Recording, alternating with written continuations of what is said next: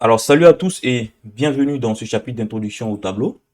Alors, pour définition, un tableau, c'est tout simplement un ensemble de données qui sont structurées ou du moins rangées dans des lignes et des colonnes.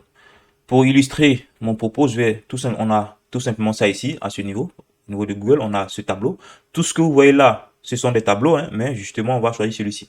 Alors, vous remarquez ici que justement, nos données sont structurées dans des lignes qu'on a là, des lignes, et dans des colonnes.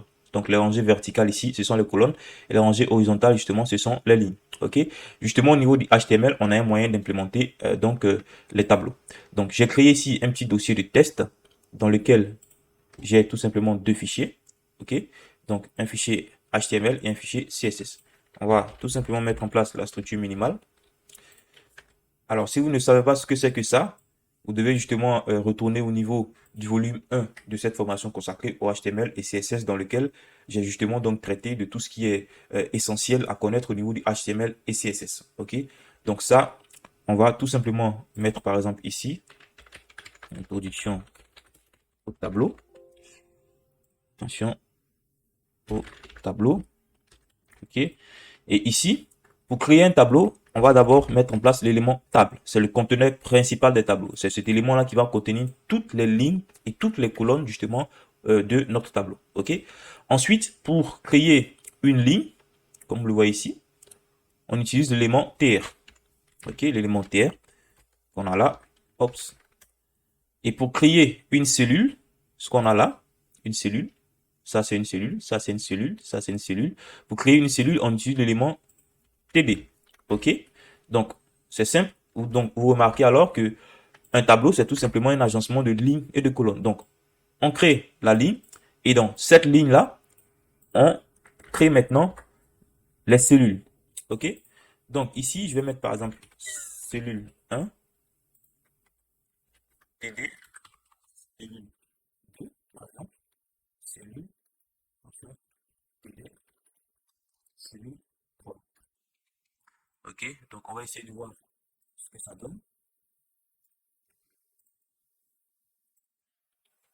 Et voilà, apparemment, rien ne montre que c'est un tableau. Ok, vous allez voir tout à l'heure qu'on va ajouter un peu de style. Donc, on a déjà une première ligne qui contient justement trois cellules. Et donc, on va par exemple ajouter une autre ligne, donc une deuxième ligne qui contient également trois cellules. Donc, cellule 4, 5 et 6. D'accord? Ops. Donc, ce qu'on va faire, c'est ajouter un peu de style. On va dire tout simplement les lignes et les cellules ont une petite bordure de 1 pixel solide black. Ok, et quand on fait ça, attention, je n'ai pas lié mes deux fichiers. Je vais inclure donc le CSS, index.css. Vous voyez ici que justement on a des bordures là qui se mettent. Ok, donc on va justement mettre un petit espacement, padding de 5 pixels. Comme ça, vous allez voir qu'il y aura un peu d'espace à l'intérieur de nos cellules. Ok, donc vous voyez ici que nos différents éléments là sont séparés. Donc pour justement, attention, pour justement coller ces éléments, on va tout simplement mettre table, border, collapse, collapse.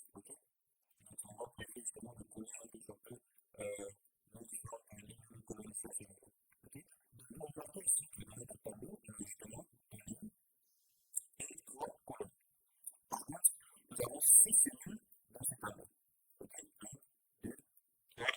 4, 5 et 6 cellules. Donc, vous devez savoir déjà qu'il y a une différence entre les cellules et les colonnes. Donc, une cellule, c'est tout simplement la donnée élémentaire au niveau de notre tableau.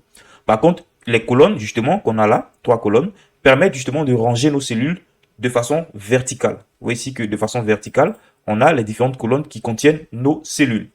Tandis que les lignes permettent de ranger justement nos cellules de façon horizontale. Donc retenez qu'il y a une différence entre cellules et colonnes. Ok, donc ici nous avons trois colonnes.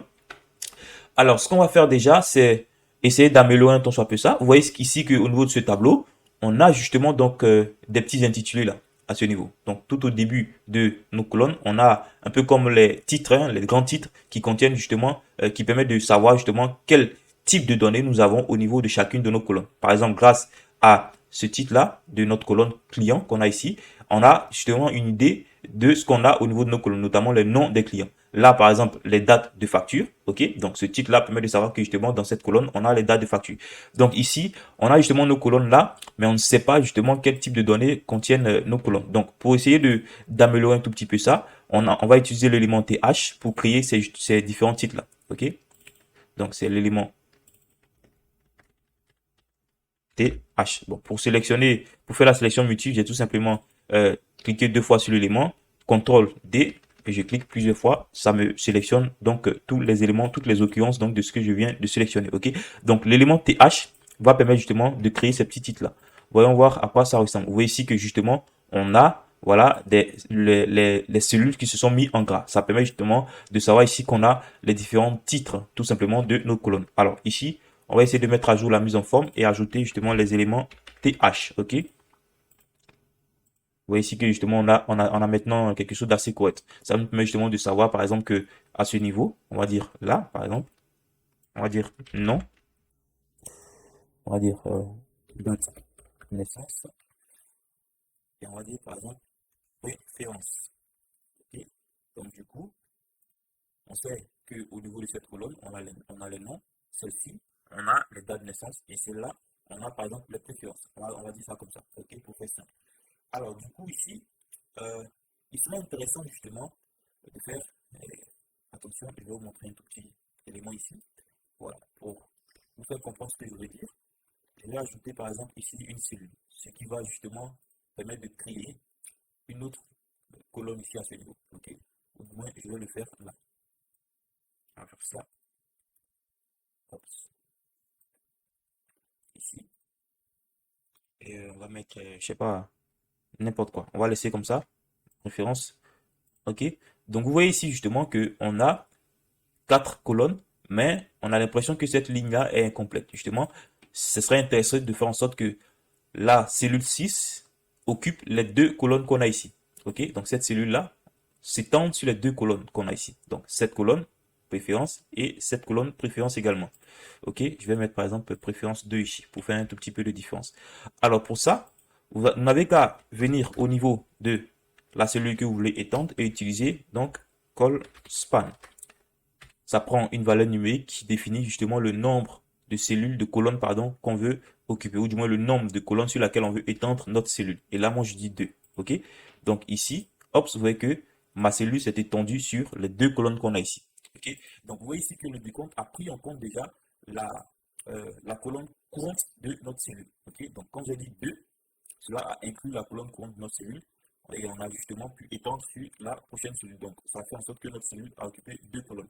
On peut faire en sorte justement que une cellule occupe 2 lignes. Par exemple, pour faire ça, on va tout simplement, hop, comme ça, pour que vous puissiez comprendre. Okay. Je veux que ma cellule 4 ici occupe ces 2 lignes. Donc, la ligne courante qu'on a là et la ligne d'en dessous. Ok, donc 2 lignes. Alors, ce que je fais, c'est simple. Je viens tout simplement ici, au niveau de la cellule que je vais étendre, c'est ça. Donc la deuxième ligne, première cellule. C'est ce qu'on a ici. Deuxième ligne, première cellule. Donc c'est cette cellule-là qu'on veut étendre sur 2 lignes. Je viens tout simplement à l'intérieur justement de la cellule que je vais étendre et j'utilise row span. Effectivement, ça prend également une valeur numérique qui permet de déterminer le nombre de lignes justement qu'on veut occuper. Cela inclut justement donc la ligne courante de la cellule. Ok. Donc vous voyez ici que on a justement une cellule qui se met maintenant sur les 2 lignes. Ce qui est intéressant, je vais par exemple retirer ça. Vous allez voir quelque chose d'assez intéressant. Alors ici, qu'est-ce que vous remarquez? Lorsque je n'avais pas cette cellule-là sur 2 lignes, on voit justement que ces 2 lignes étaient, si je peux dire, en retard d'une colonne. Ok. Mais du moment où j'ai fait en sorte que cette cellule occupe les 2 lignes, vous allez voir que la cellule qui était tout simplement en bas ici va être repoussée vers l'avant. Ok.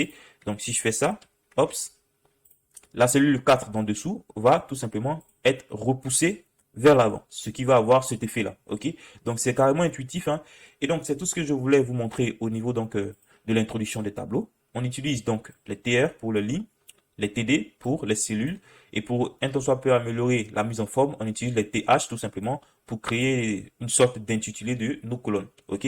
On a également vu comment étendre nos colonnes sur plusieurs lignes, pardon, nos cellules sur plusieurs lignes ou sur plusieurs colonnes grâce à Colspan et Rospan. Je vous donne donc rendez-vous dans le prochain chapitre. On va essayer de voir comment mieux structurer nos tableaux. Allez, c'est parti.